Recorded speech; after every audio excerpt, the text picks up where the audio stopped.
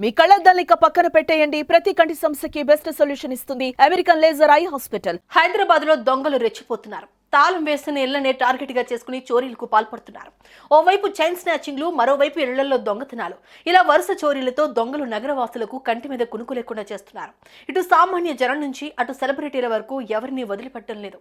ఈ క్రమంలోనే టాలీవుడ్ ప్రముఖ నటుడు మోహన్ బాబు ఇంట్లో సైతం భారీ చోరీ జరిగింది. ఈ విషయం తెలుసుకున్న మోహన్ బాబు తాజాగా రాచకొండ సిపికి ఫిర్యాదు చేశారు. ఇంతకు ఆయన ఇంట్లో చోరీ చేసింది ఎవరు, మాయమైన డబ్బెంత, పూర్తి వివరాలు మీకోసం.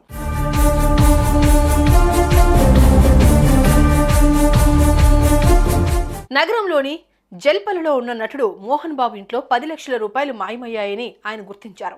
ఇదే సమయానికి ఇంట్లోని పని మనిషి నాయక్ కనిపించకుండా పోవడంతో అతనిపై అనుమానం వ్యక్తం చేశారు. దీంతో మోహన్ బాబు మంగళవారం రాత్రి రాచకొండ సిపి దృష్టికి తీసుకెళ్లారు.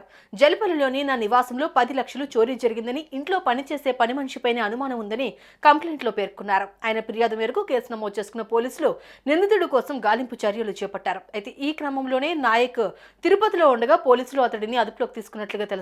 అయితే నటుడు మోహన్ బాబు ఇంట్లో చోరీ జరగడం ఏంటని స్థానికులు షాక్ అవుతున్నారు. ఇదే అంశం ఇప్పుడు స్థానికంగా తీవ్ర చర్చనీయాంశంగా మారుతోంది.